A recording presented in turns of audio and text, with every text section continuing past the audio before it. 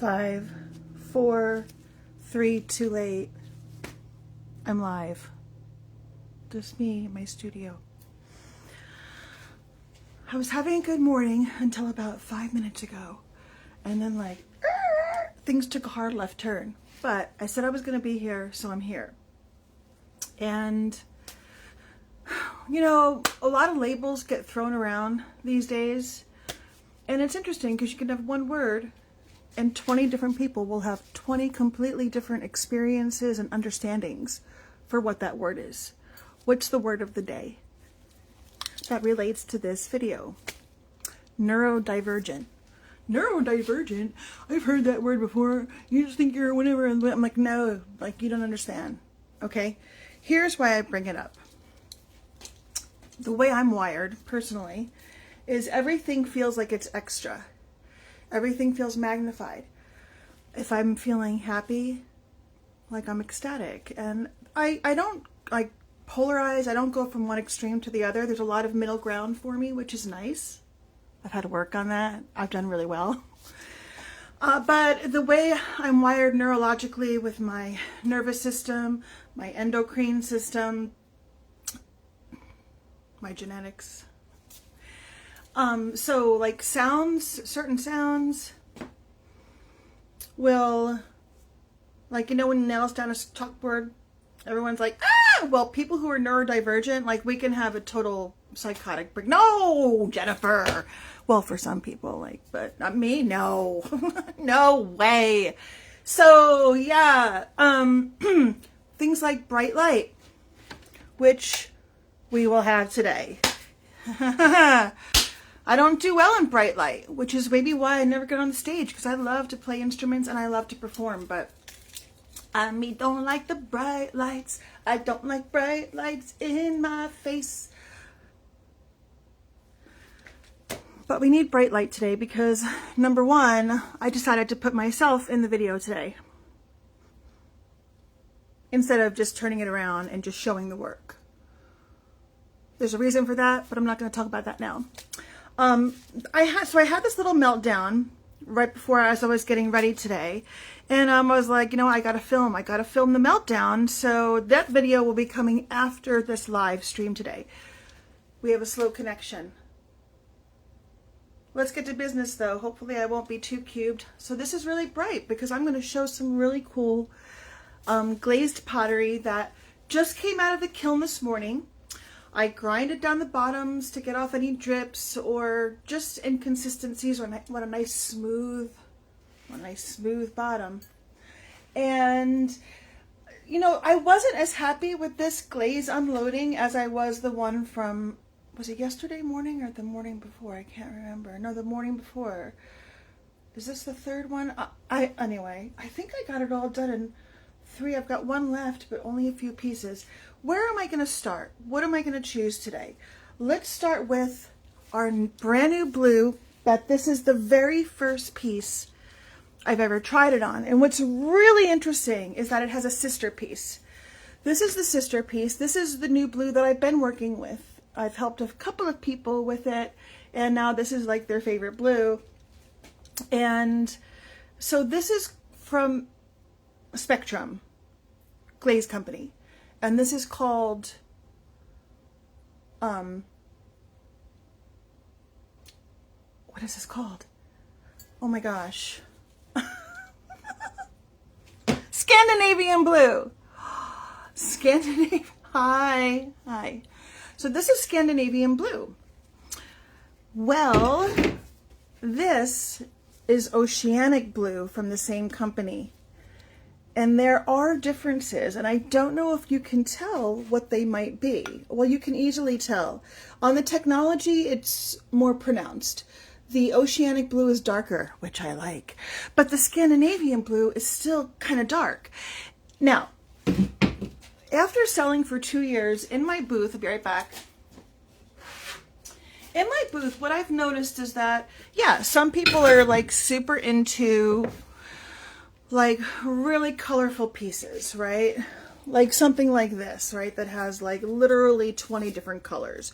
When they see that it's as much it is, they're like, why is that so much? And I have a printed sheet with 55 points that explains that. So, but what I've noticed is that a lot of people ask about and want things that are in sets, and sometimes things that are just kind of simple, because that's what's sustainable. The reason why I'm not constantly doing just aesthetic sculpture right now is because, number one, I just love working with the clay, doing bowls and plates and pots and being on the wheel, hand building. I'm still kind of feeling my feathers with pottery. Even though I've had my own studio for 4 years, and then I learned in college. Before that, for 2 years, there was about a 3-year hiatus in between. Anyway, what I'm come to learn in my glazing and my color journey is that sometimes simple is preferred, right? Not everybody is complex and wants all this different stuff. So with that said, this is a set, it's an asymmetrical set, right? So if you are, let's go back here. If you are at like someone's house or visiting, or there's a family, everyone has like a different size and shape mug, but they're all the same color, which is nice. So this is actually the firing. I just broke a piece this morning getting ready, which is why I got flustered.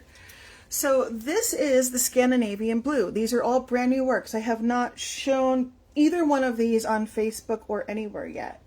This is a first. Well, I did a quick little, all 4 of them together, but not like a little expo.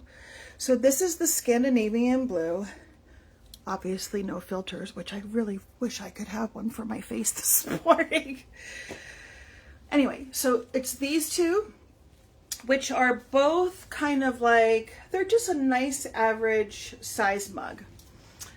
And then their little sister friends. This one's actually kind of small. It's really sweet. And this bigger one. And then there's these two. So this is the Scandinavian blue. But there's a new one in town. And that's Oceanic blue. Where did it go? I can't see because of the light. I can't see anything. Here it is. No, this is not it. This is the Scandinavian blue. There it is. I'm going to move on because I have like 20 pieces I want to show. So this is the Oceanic blue.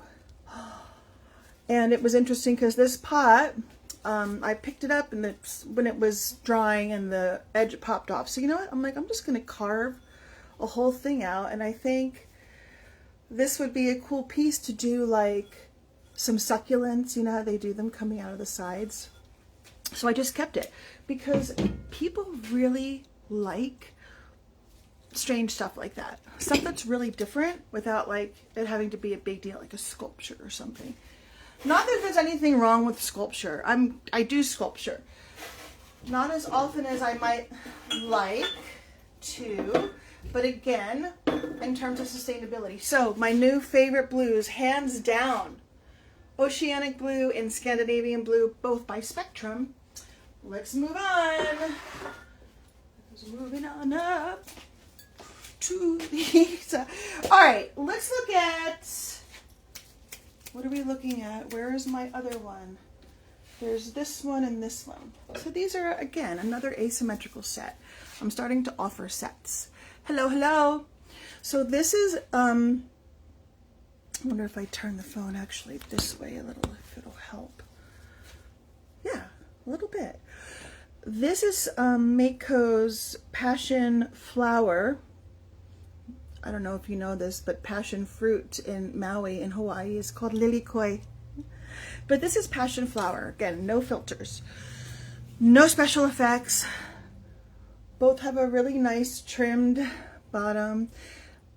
I a lot of times will do a stamp signature on the outside of my pieces. This is the kind of glaze that swallows up texture though, so sometimes you have to be, there's a signature on the bottom there. So this one I would say is really thick. What I wanted to say about Mako's Passion Purple is that it fires, the results are dramatically different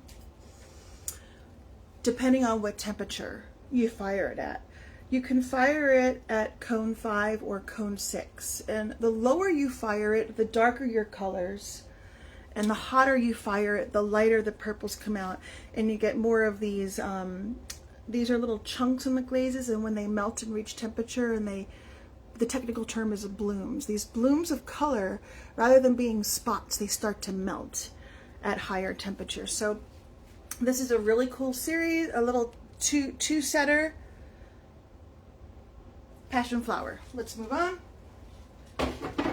Try not to deviate too much. I do have a personality though. And then some. I did prepare all the pieces this morning, so sometimes when I've been on live video, I'll turn a piece upside down and it looks all cruddy, and I don't want to do that this morning, so I did clean them up. If you notice, this piece is not trimmed on the bottom. So this, whenever I do trimming on the bottoms of pieces,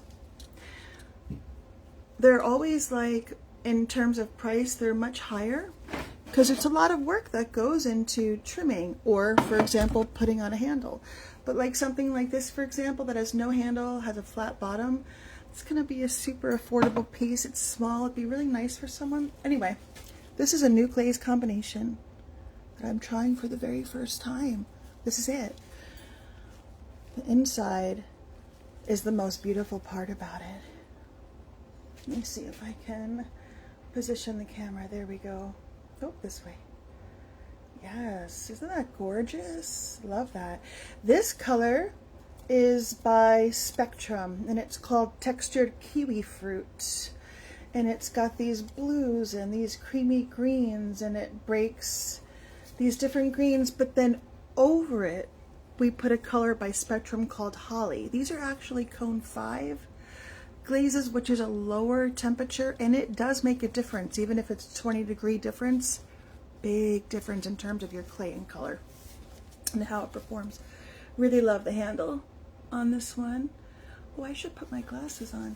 So this on the bottom, if you can see, it's kind of like a satiny matte glaze. It's by, oh, I forget what company. It's Frosted Topaz. I'm pretty sure it's Mako or Spectrum, but it will slow down anything that's dripping, because Holly and Textured Kiwi Fruit are known as runners, so they'll just grow all the way down and get stuck to your bottom of your piece, and you'll end up looking something like this. See all that extra drip? That's what happened in the kiln. We don't want that to happen. Should have known better. Should have known better. Okay, so when you do certain glazes, certain celadons perform this way, but this Frosted Topaz slowed everything down so it didn't run down. Anyway, this is super cool. It's kind of, I wouldn't say on the bigger side, but it's a wide brimmed, and it kind of bubbles out there. And when you see shapes like this, or shapes that go concave, it keeps the heat in if you're drinking something warm. Let's move on. This is a disappointment. This has not happened to me before with this color. So this color, I need glasses for this. This is called Really Red. Oh, do you have a website? Oh, thank you so much for asking, Mary Ellen. I have a website that I designed and built completely by myself. Technology is one of my degrees, and that's the www.SeesThruTrees.com with a THRU, not THROUGH. SeesThruTrees.com, and that's mainly for classes. You can't buy work, or you can't even register through the website. I do everything. I have to vet, right? That's all about to change, okay? Because I just started a Shopify account, and I did everything for it except the layout now, and it's it's not a user-friendly platform, and I usually can whip these things out on all these different websites. I've worked on so many different platforms like Weebly and all these different things, no problem. Shopify is tricky, but it's what everybody is using. So I opened a Shopify account, and not this year, but the beginning of this year, next year, 2026, people will be able to look at my work on Shopify and just click one button, and then they buy it and they pay for it with a credit card, whatever, and then I'll ship it out. So that's coming, which is why I also started doing YouTube shorts and videos, because YouTube is the best way to market. And then eventually you'll be able to register for one of my classes through my Shopify website. So for now, if you see something you want to buy, just private message me. I'm almost ready to level up. I'm in the middle of it. Yeah. So that's really cool. And thank you for asking so much. Okay. So this is Coyote's Really Red. This is my favorite red, but we got a bunch of these pockmarks. Not cool, man. This is Amico's Obsidian, which is usually a lot blacker. It looks more like a hazy dark gray. And it's not just the technology. Really nice trim and stamp signature. That's my actual signature, and you can send it off and they make a stamp out of it. And this is the studio name that I also stamp. So I will do a refire, and then I even got some of that going on the interior. So I will do a refire of this. Will I put more color over this? I probably will. But it's just a cute little, oh, it looks so giant from there, right? But it's like this. It's like a normal size mug. I use that word again, the normal word. Okay, how about something I'm really liking this morning? What do I like? Here, this one. This one is the biggest one of this lot that came out this morning. It's a giant mug. It's probably like a 24 ouncer, I think. 16, maybe 16 ounces. It's a lot. But this color is lovely. It's called Blue Hydrangea. Really pretty handle. A cute little detail on the bottom. But the inside is where this really shines. Look at how gorgeous. So much fun. And in terms of the glaze, this performed ideally. I would have liked a little more color here, but I've had Blue Hydrangea run before where it makes a big mess, so I was careful. And so when you glaze with glazes that are not stable, where they run a lot, you can either put wax on the bottom, which I did for several of these pieces. Had I not, they would have run. I should have done it to all of them. Or you can use like one of those satin matte glazes to prevent things from dripping over the bottom edge. Blue Hydrangea is almost Celadon based. Like, it's a Celadon, which is a transparent glaze with like a tint of color. And for this one, it's blue. And then again, it has these chunks in it, and when they melt, these are blooms of color is the technical term. So when I'm doing and this needs a heavy application, and it is messy to work with, but so much fun. Just like that Passion Flower one, right? They're crystal blooming glazes. This is by Mako. This is Blue Hydrangea is the name of this glaze.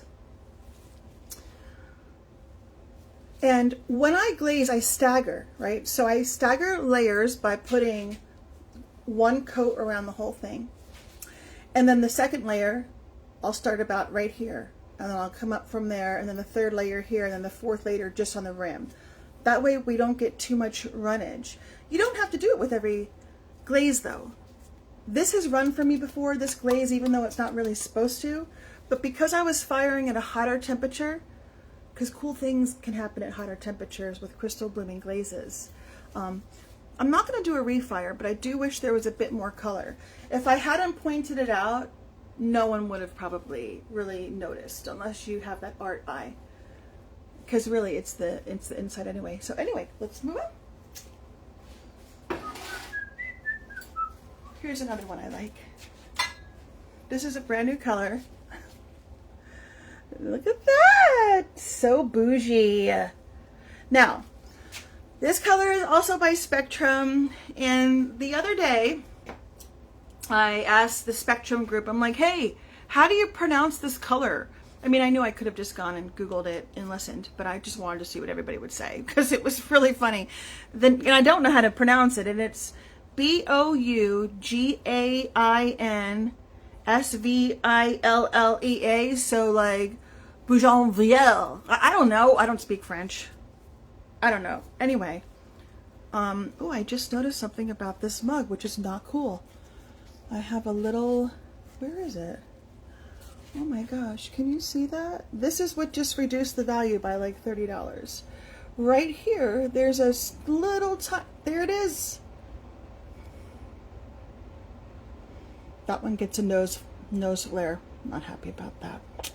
Bummer. But it's not on any of the lip area if you're right or left-handed.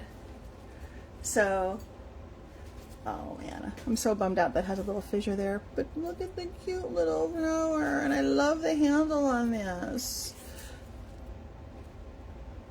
Oh, now I'll probably sell this one for like $15, maybe less, maybe $13 because of that little dink. I didn't see that before when I was inspecting the pieces. All right, now this is one that I thought let's see, where is it? Which one is this? Okay, so inside we have Amico's Deep Sea Celadon, which again is that transparent glazes with just a tint of color. Some are dark, some are light. This is darker, and they're really great for if you have texture but it's really shallow. It doesn't swallow everything up. It really defines everything beautifully, which is what I wanted. Because when everything, well, Celadons don't really run, but it's great for little textures like that.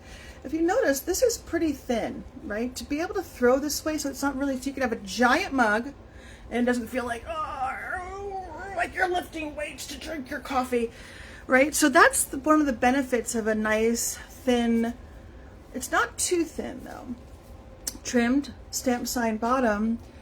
And this is a technique called Frozen Pond by Kathy McGuire, who's a potter online, of course. And then this is underneath, the whole thing was covered with this color, which is the Deep Sea Celadon. And then over that, I did big giant splotches, like round spots of Running Hot Chowder by Spectrum. And then over that, I did another color. I can't remember what it was. It was some kind of a green. Anyway, I did put Forbes wax on the bottom because with that Running Hot Chowder, it's going to run all over the place. And I really thought this one was going to make a mess in the kiln, but it didn't. And it's a pretty big one.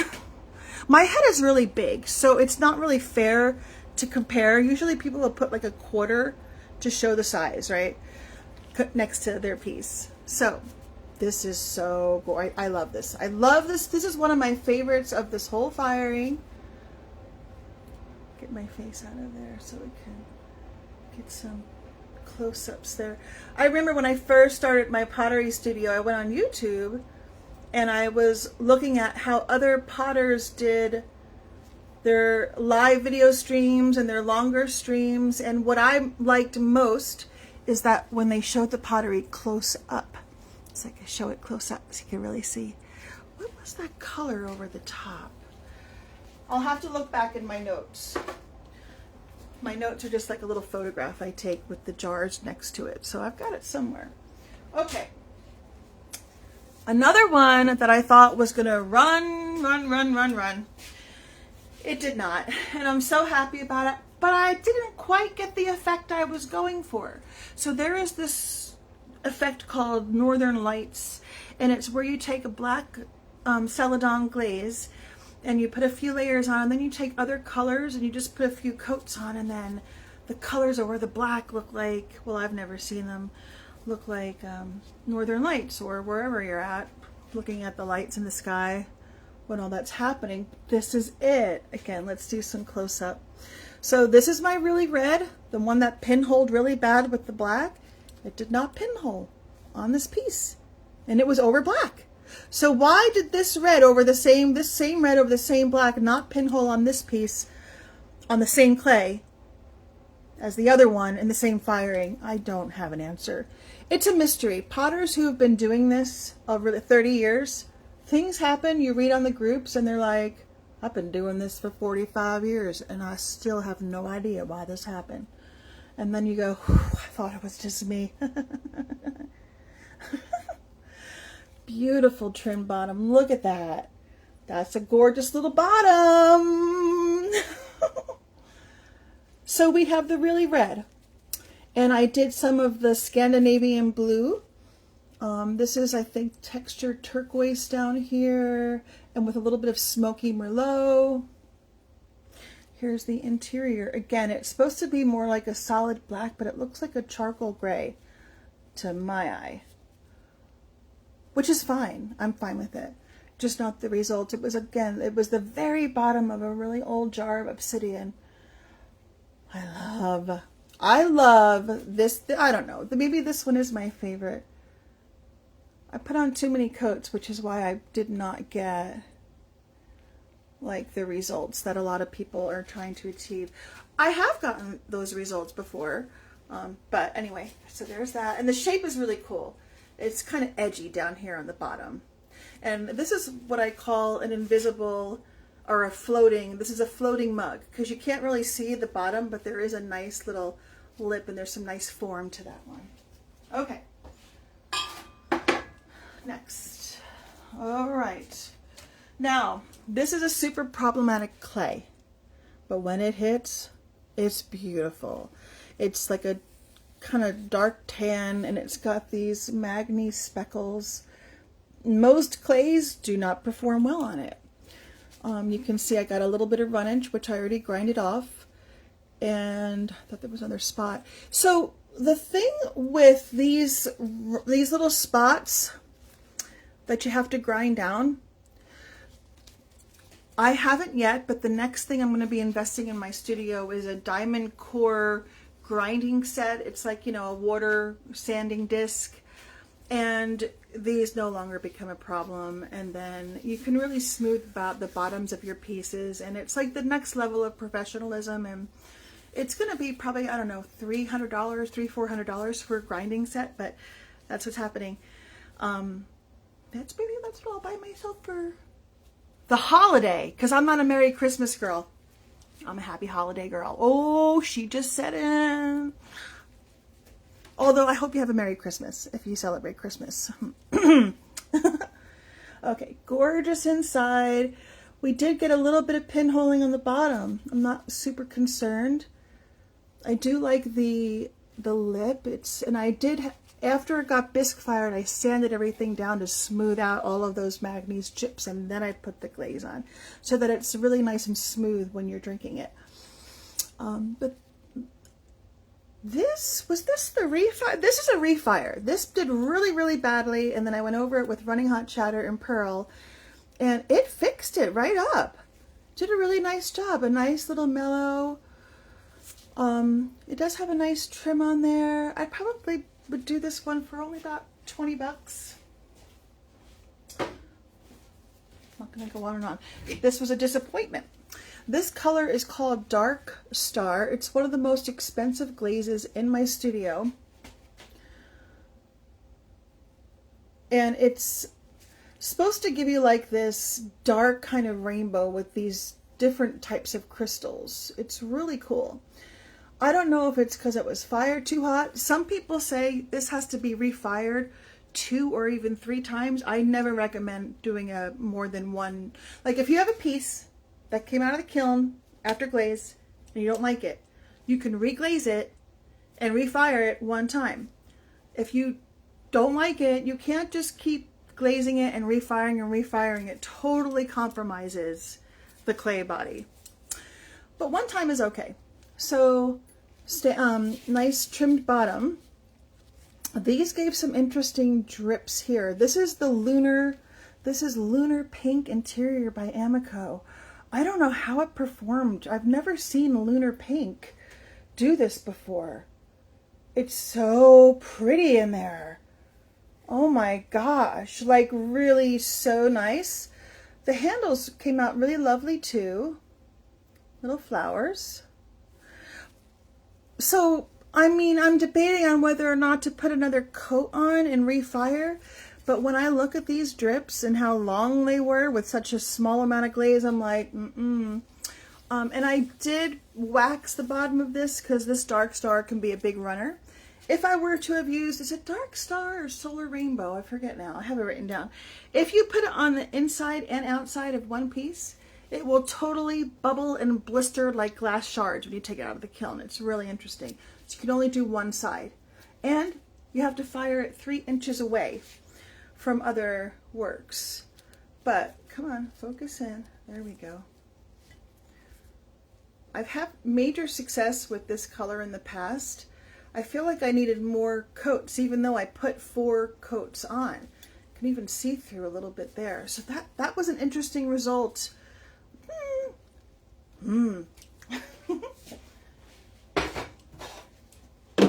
Okay, so now this one ran a little tiny bit.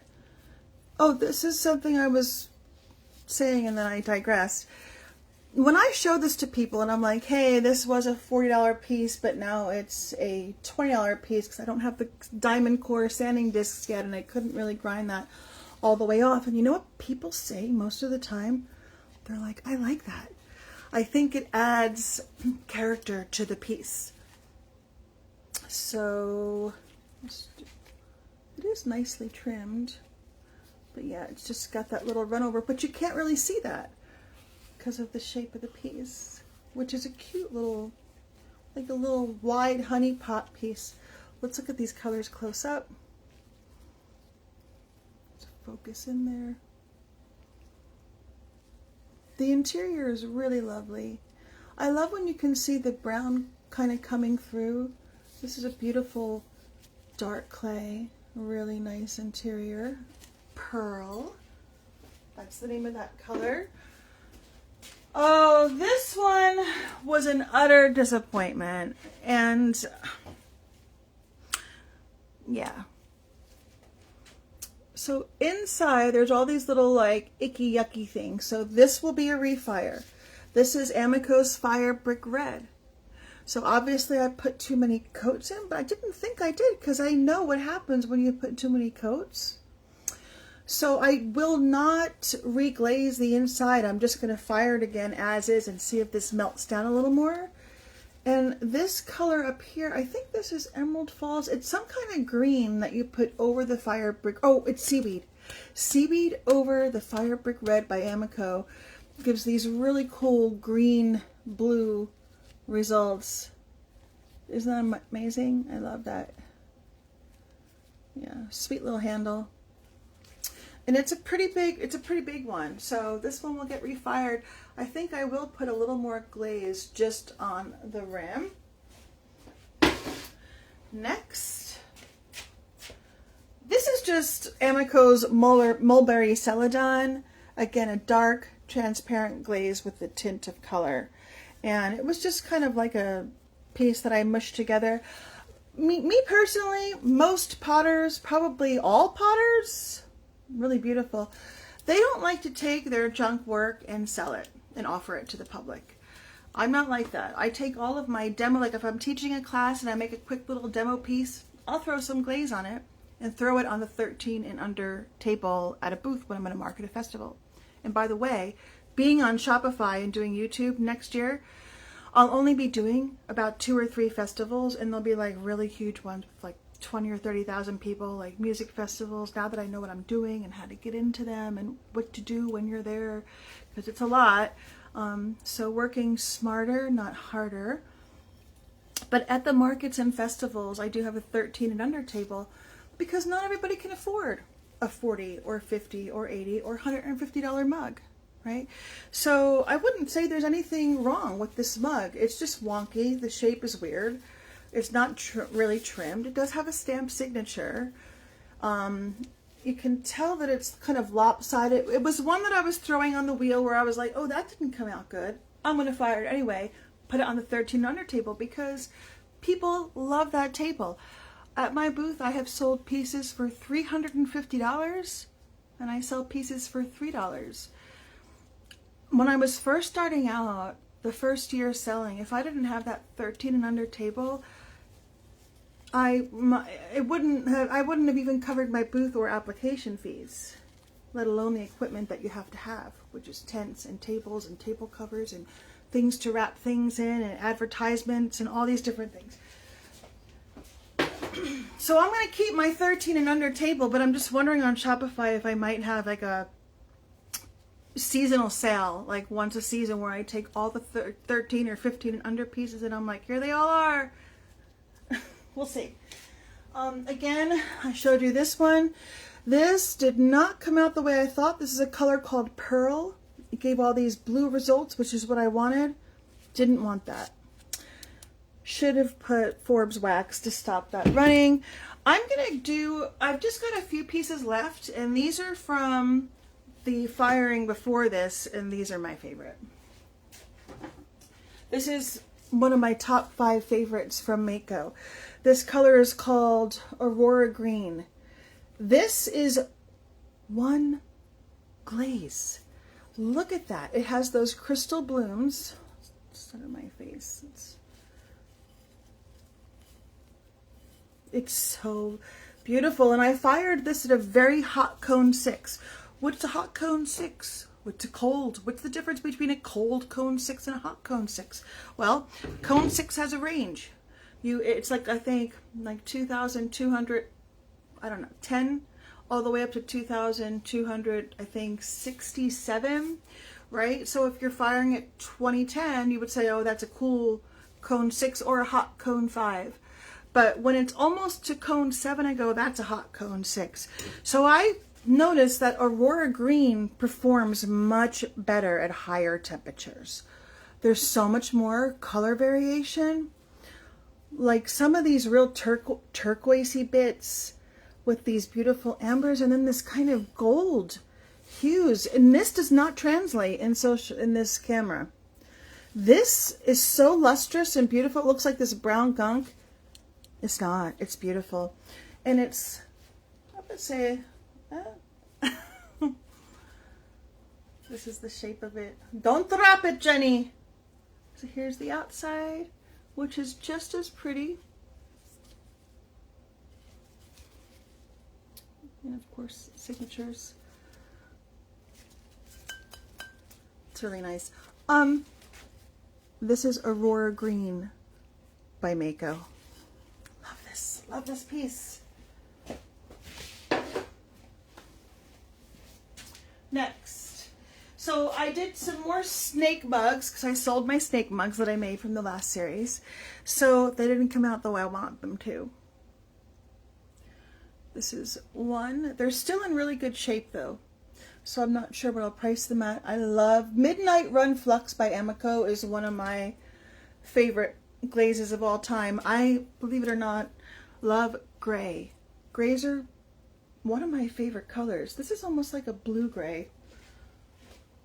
So there's that snake mug, and then this, can we see it? The best part about this is the spider web.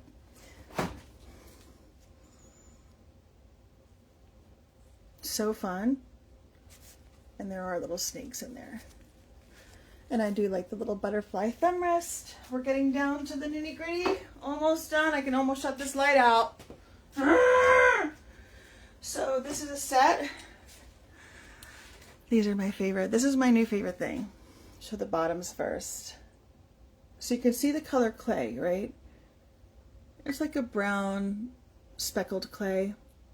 That, by the way, is Scandinavian blue on the bottom. But this color is Textured Turquoise by Emiko. Just one color all by itself does all of these effects. This is the best one of the two.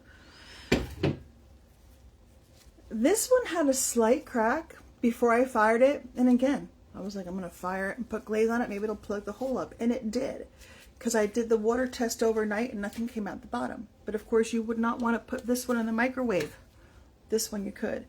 So this will go on the 13 and under table.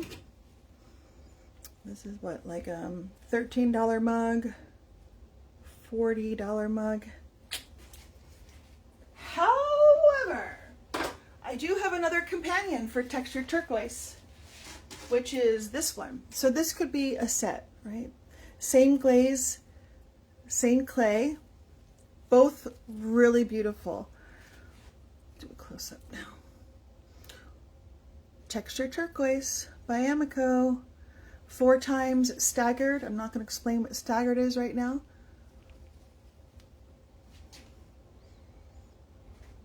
I just love, this is a little asymmetrical set.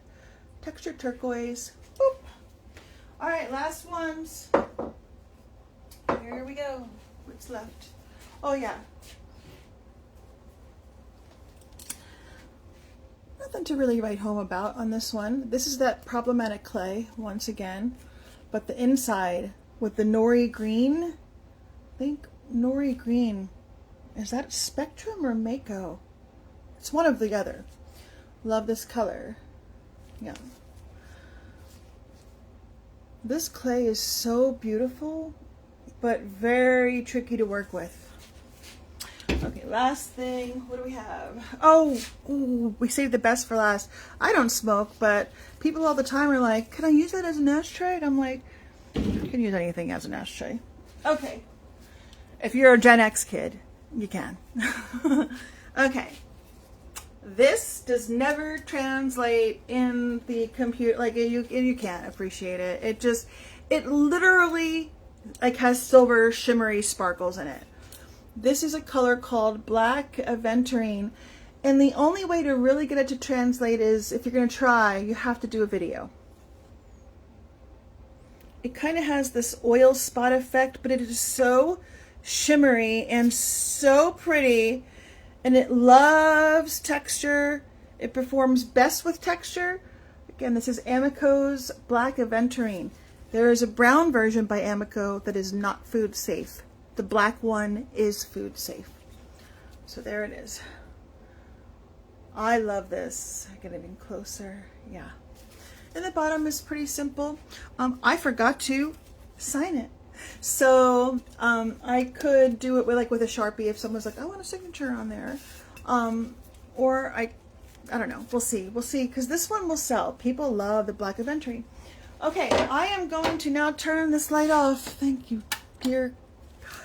Oh, my eyes. Oh, I did it. I did it. I did it. Okay, so that's what I've got. But there are more things going into the kiln today that will be ready tomorrow. This is purple crystal with palladium. Palladium is like a mirror silver glaze. And I just recently saw a post. Usually I like to experiment with my own combos, but I saw this one and I was like, I have to do that. Palladium is a super runner. Purple crystal is super stable. Let's see what happens when you put crazy and calm together. We're going to find out. I haven't glazed this one yet, and this is the second, I think this is the second to biggest one out of these 50 mugs in this whole series. It's a 24, 32 ouncer. It's gigantic. It's got all these rib textures. It does have a trimmed. Of course, we don't have the light on right now. So I have to glaze this today, put them in the kiln, and they'll be ready for tomorrow morning. And something truly miraculous happened. I met my goals for this week. Where's the wood? I met my goals. It took so much out of me. And the night before last, I only slept 2 hours after working so hard. I don't know why it happened. All I know is it did. So I am on my A game. We are ready for the Christmas party last night. After I got everything in the kiln and cleaned up the art room, I got some things ready for the party. Made some chocolate walnut cookies and put all the goodie bags together, and we're doing Elf on the Shelf little game, and it's gonna be a lot of fun. Tomorrow night we're having a Christmas party. We've got about 20 RSVP, so it'll be a little crowd. It'll be nice. Other special things too, but that's it for now. Before I go, I just want to show look at how she looks in the not super bright light. I just love this series so much. My little pinups. Look how cute they are. Even in the dark, it's so cute. All right, everybody. It means so much to me when I come on these live videos and there's actually people here watching, even if it's a few. Like I have some people watching right now, and there's so much support, right? I'm not just here to educate people who are followers who are like, she knows a little bit about glaze, I think I'll watch. Or they could just be friends, just checking in, or it just means so much to me that you're here right now. You just don't even know. Even if you're not here to buy or learn, you're just here to hang out. I love it. Thank you. Okay, I'm off to the kitchen to go make a sandwich and a fresh cup of coffee, and then back to work.